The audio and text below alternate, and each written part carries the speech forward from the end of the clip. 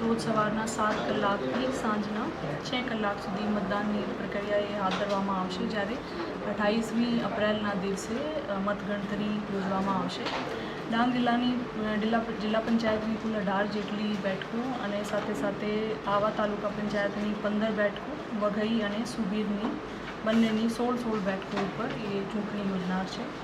ડાંગ જિલ્લામાં વ્યાપક મતાધિકારનો ઉપયોગ થાય એના માટે વહીવટીતંત્ર દ્વારા સુચારું આયોજન કરવામાં આવ્યું છે અને આપણા જિલ્લામાં લગભગ કુલ મળીને 1,93,000 જેટલા મતદાર છે, જેના માટે 337 મતદાન મથક ઊભા કરવામાં આવ્યું છે અને દરેક મતદાન મથક ઉપર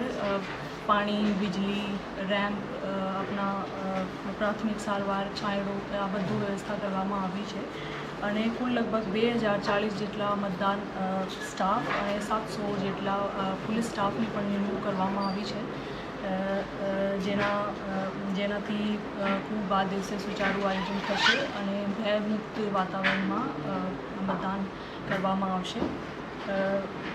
જિલ્લા ચૂંટણી તંત્ર તમામ સ્તરે નિષ્પક્ષ અને પારદર્શક ચૂંટણી યોજવા માટે કટિબદ્ધ છે અને હું અપીલ કરું છું કે